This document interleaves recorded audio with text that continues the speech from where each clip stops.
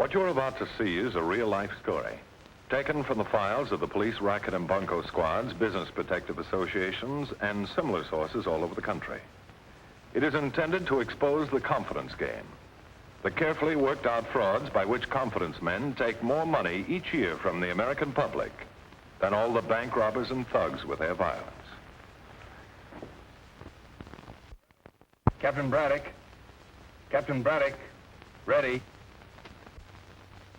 Working with the racket squad, I thought I knew all the angles. Every dodge a clever bunco artist could ever invent. But in this case, a girl played all the old angles and added a few new ones all her own. In fact, she played one angle too many. So that's what I call the case. It all started out of a clear blue sky, with not a dark cloud in sight. Certainly the most innocent-looking place you could imagine, a public park. But here comes trouble, although at the moment she calls herself Betty Jane Lewis. Isn't he a darling? What's his name? Or is he a she? Tommy Thorne. Tommy Thorne, isn't that cute? How old are you, Tommy? He's 10.5 months. Honestly? Well, he's awfully well developed. Look, he smiled at me. He seems to like you. Goodbye, Tommy. Oh, it's all right. You can pet him. Oh, I hate women who rush up to babies and scare them to death. You seem to have experience with children. Mom had 9, and I was the oldest, so I practically brought up the little ones myself. 9 children. One seems to be about all I can handle. Well, Tommy, we better scoot along home now. Well, let me carry those for you, Mrs. Thorne. I'm just out for a walk. It's so nice talking to someone. Oh, that is, if you don't mind. Oh, no, not at all. I just live a little way from here. Mrs. Thorne didn't have to tell Betty Jane Lewis where she lives. Betty Jane already knows. But now she's being formally invited to enter.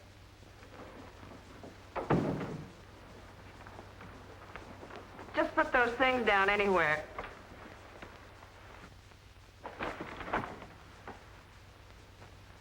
What a simply beautiful room. This desk was my grandmother's. And this chair's over 100 years old. Someday we hope to have a home that'll be worthy of them. I'm afraid I envy you just a little bit, Mrs. Thorne. But when my husband gets back from the army, we'll have a place of our own, too. And maybe a young man almost as cute as Tommy. Well, goodbye, Tommy. Hope I'll see you in the park tomorrow. Maybe you'll think I'm out of my mind, but it just struck me. It seemed like a wonderful idea. Only, you've probably got a regular. A regular what? Babysitter. Oh. And I'd love to do it. I know about babies. Well, I know you do, but... I'll give you my number. But we very seldom go out. I do it for nothing, of course. Oh, I couldn't let you do that. I'd love it, honestly. I get so lonely sitting there in that noisy boarding house, trying to believe that Jim will really be back soon. But if I were here, in this pretty place, with this wonderful baby. All right. I'll take your number. And maybe I'll call you this weekend. Of course, Mrs. Thorne thinks it's a wonderful arrangement. What woman could resist a bargain like this? Plus the fact that she can do a favor for a girl who has the good taste to admire her baby and her apartment. Yes, Betty Jane can go now. She's accomplished what she came to do. Take it easy, Lenny. I'm going as fast as I can. In a month, I'm already the big friend of the family. Well, let's cash in on it. All right, I'll try it tonight. Maybe they're ready to snap it up. Listen, I think I hear them coming. Have Frida call me here in 10 minutes. Okay.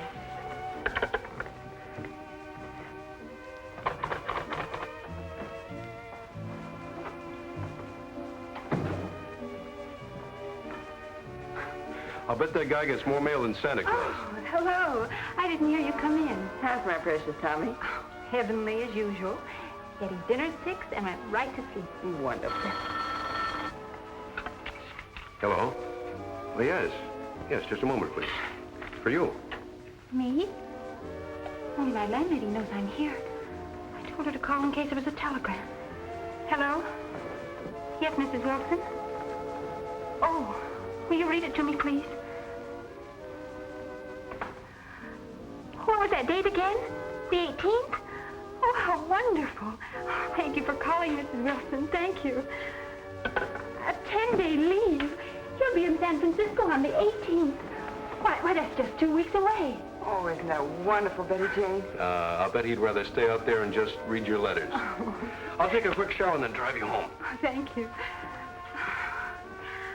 Oh, I can hardly believe it. 10 days in San Francisco. Why, it's like a second honeymoon.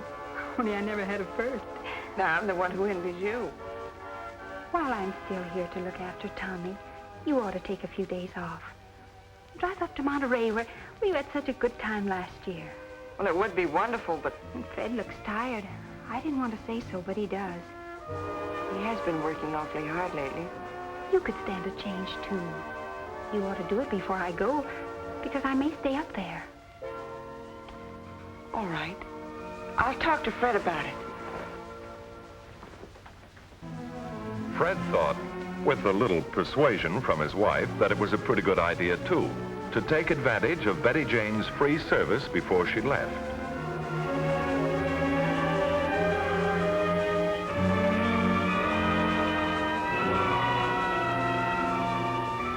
So there they go into the wild blue yonder, leaving Betty Jane in sole possession. Well, maybe not in sole possession.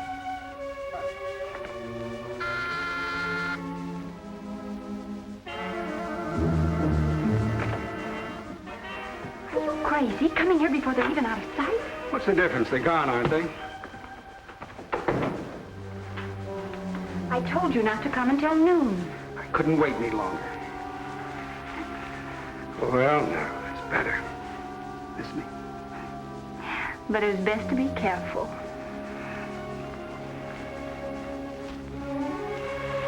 Is the baby? No, dear, it's a two-legged goat. Haven't you ever seen a baby before? Not this close. Isn't he cute? I guess so. Nice place we have here. This is 2,000 years old or so. And in this room is a bed in which George Washington once slept. That man sure got around. So I've been thinking, maybe this is an extra angle we can play. Don't bite off any more than you can chew. There's no sense in not making the most of an opportunity. You might as well play all the angles. Oh, well, that isn't important now. Did you get all the dope on Elliot Henry? Yes, he leaves his house about 9. He's in his office all morning. Lunches about 1:30 at Marino's. Leaves the office about 4:30 and goes to his club. Say, this kid looks like he understands everything I say. Smart baby. Sometimes he has dinner there, doesn't spend any more time at home than he has to. This is a picture of his wife. No wonder. Saturday he has lunch at his offices and leaves about 3. And this is Saturday. Wait a minute. You're not going to leave me alone with this. Call Frida and tell her to come right over. I hope Mr. Elliot Thomas Henry enjoys a good story, because the one she's got ready to tell him is going to cost him plenty. Ellie! How wonderful to see you again. How are you? Oh, you don't have to answer that. You look simply marvelous. Well, so do you. It's a long time since last we met, Miss... It's almost 2 years. Only, I'm a missus now. Are you? That's very nice. Oh, I was hoping your heart would break just a little when I told you. I must confess, I wept a few very salty tears when I saw the announcement of your marriage last fall. Did you, Betty Jane? For a moment, I thought that you didn't even remember my name. How could I forget as pretty a girl as you are? All the girls you went out with were pretty. And they were all crazy about you, just like I was. I do hope your wife isn't jealous of you the way I used to be. She has nothing to be jealous of. Well, it's been heavenly seeing you again, Elliot. I've thought of you so often. And all the wonderful times we used to have together. Remember that night after Barry's party, when we drove out to your place at Malibu? Wonderful. I don't believe you remember at all. You're sentimental of me, but I still have one of your darling letters. I keep it in a book pressed with a flower that you sent me. It's written in your big, bold, dashing handwriting and signed with your full name, Elliot Thomas Henry. I hope your husband isn't the jealous type. Oh, you mean if he read it? And then I take it he is the jealous type. Oh, no. But maybe I had better bury the past. I'll tear it up when I get home, I think. Before Fred, that's my husband, gets back from San Francisco. This is my car. Let me take you home. Oh, that's very sweet of you, but I live quite far out, almost at the ocean. I go right past. I'm spending the weekend in Malibu. Isn't he darling? His name is Tommy. He's a beautiful baby. Why shouldn't he be? His father is a very fine-looking man. And Tommy may grow up to look just like him.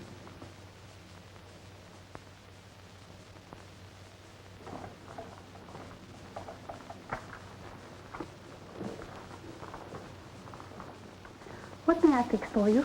I've got to be on my way. But I was in hopes first that you'd show me that letter so that I could relive my youth for a few minutes. I think that you're really afraid I'm going to use it to sue you for breach of promise. I keep it on the top shelf. That was a gardenia. You usually sent orchids, but you can't press an orchid. Did you know that? No, I didn't. Maybe I should tie a bell around my neck. Fred, you startled me.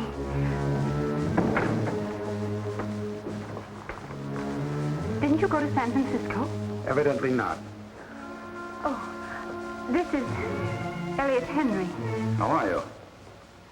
I just happened to bump into him in town, and he was kind enough to drive me home. I've heard of Mr. Henry quite often. Well, I was just about to hit the road. Oh, were you? Fred, aren't you going to offer Mr. Henry a drink? No, I'm not. You're being terribly rude. I'm sure Mr. Henry is quite used to husbands being rude. Well, goodbye. And I'm terribly sorry. So that's the great Elliot Henry you've been in love with all this time. Too bad I don't go to San Francisco oftener, isn't it? Don't shout like that. Frida will hear you. Why shouldn't she? Probably everybody knows about it but me. The husband's always the last to know, isn't he? I doubt if you can walk quickly enough now, Mr. Henry, to get away from hearing the end of Betty Jane's story. Betty Jane now has the groundwork laid for each of her 3 separate plans. It was idiotic of me to mistake the time you were coming to see the apartment. I wouldn't have been caught in the bath like this. Well, don't you mind, darling. I'm just crazy about this lovely little apartment. I'll have the lease ready by Friday. Sooner if possible. I can hardly wait to live with these adorable antiques. But I must be going and tell my husband about that wonderful old armchair. Armchair? Yes, the one that General Robert E. Lee once sat in. Oh, that one. Well, goodbye, and thank you, honey. Goodbye, Mrs. Bennett.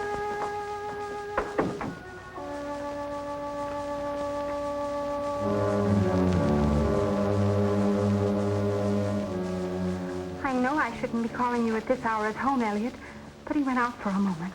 I just had to talk to someone. Well, he's been like a madman for 3 days. He sulks and won't talk at all, and then he flares up and yells at me. Oh, are you alone? No. I'm sorry. I mean, I hope I'm not causing you any trouble. No, not at all, Mr. Thorne. Perhaps it would be more convenient if you'd phone me at the office tomorrow. Any time in the afternoon, Mr. Thorne. Yes, maybe that would be better. Oh, he's coming.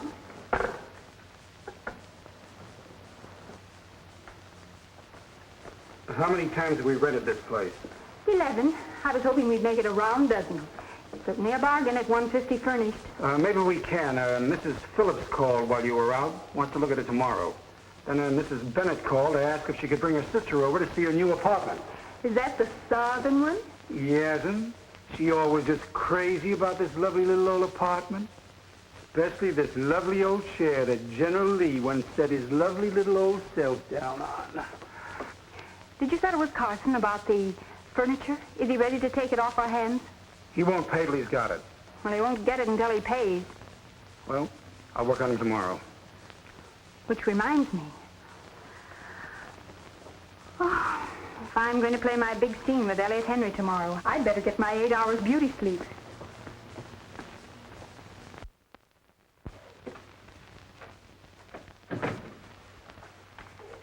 Mrs. Thorne. Oh, yes, I was expecting her call. No, she's here. Here. Ask her to come in, please. Won't you come in, Mrs. Thorne?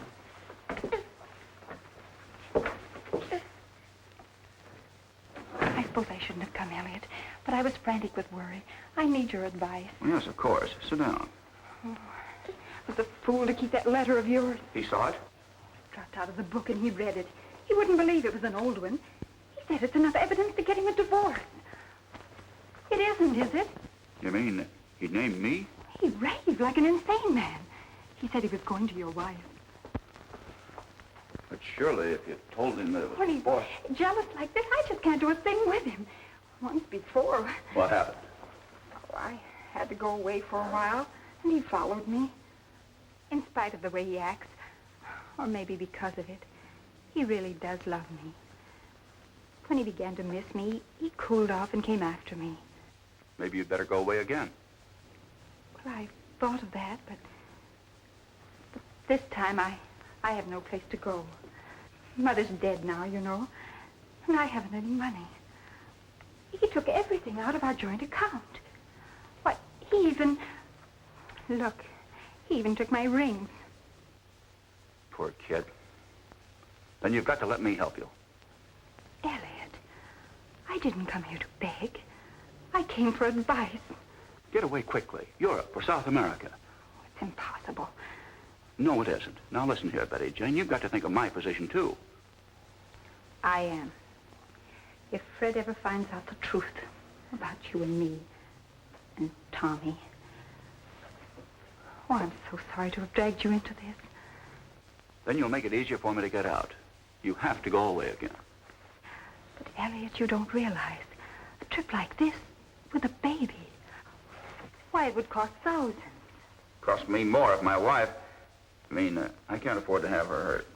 As angry as Fred is, I may have to stay away 6 months. A year if you have to. I'll do my best to pay it back. It's a gift, not a loan. Oh, I couldn't do that. But, Elliot, if I had nothing but luck, it may take me 20 years to pay back $10,000. 10?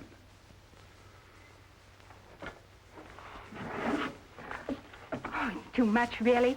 I can't do it. As I said, it's a gift. You're much too generous. No, I'm just over a barrel. If I don't, my wife will leave me. It would be terrible for your wife. I suppose I could go to San Francisco tonight and get a plane or a ship as soon as I can. Oh, Elliot, do you think you ought to make it out to me? I mean, I don't suppose your wife or bookkeeper would find out about it, but... That's an idea. I'll go downstairs to the bank. You come along and I'll get cash for it. Then you can buy traveler's checks with it.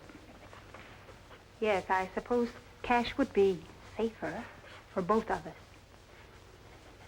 Betty Jane has shaken all the trees, and they've showered down the nice ripe fruit. Soon she can begin to enjoy that fruit. But first, there's a little item of equipment that she has to restore to the proper owners.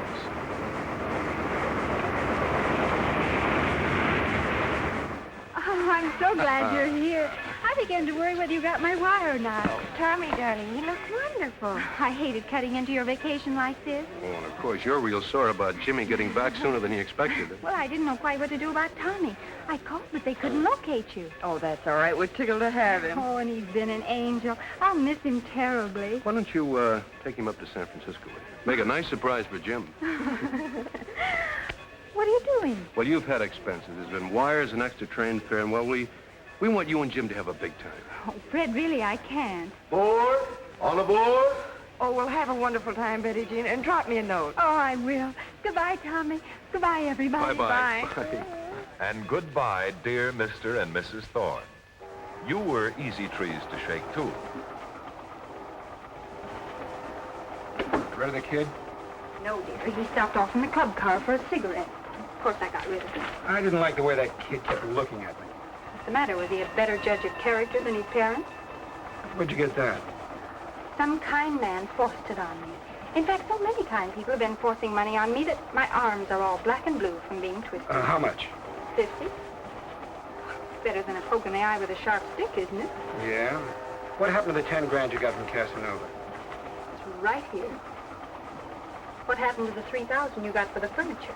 Right here. Wonderful how we trust each other, isn't it? Well, I'll trust you this much. Half of what we took in on deposits. Bad, eh? You see how it pays to play all the angles? Angles are all right, but I like the curves.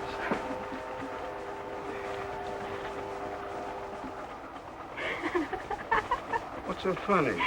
Oh, I'd love to see the expression on their faces when they walk into that empty apartment.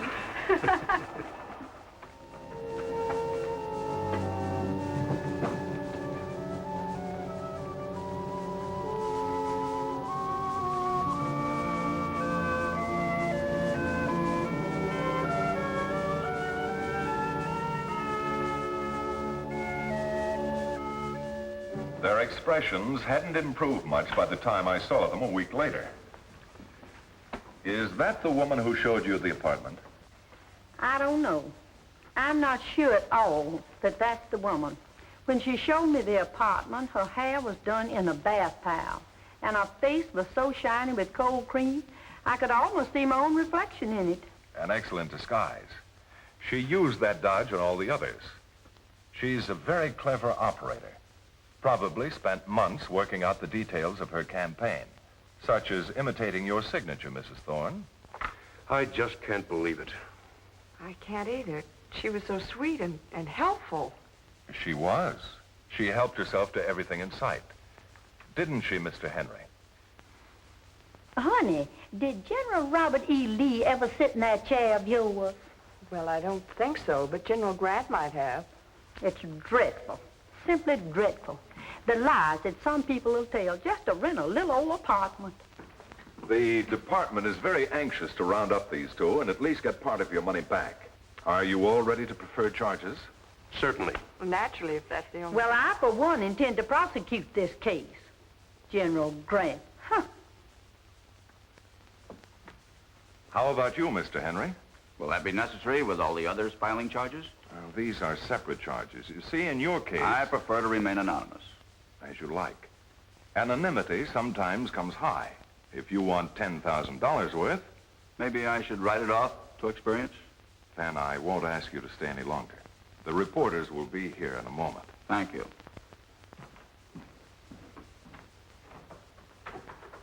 Well, we got the rent deposits back for Mrs. Bennett and the rest of the depositors, thanks partly to a good handwriting expert. And we got the furniture back for the Thornes. But by the time we caught up with Leonard and Mrs. Betty Jane Lewis at the racetracks at Buenos Aires, most of Elliot Henry's gift was spent.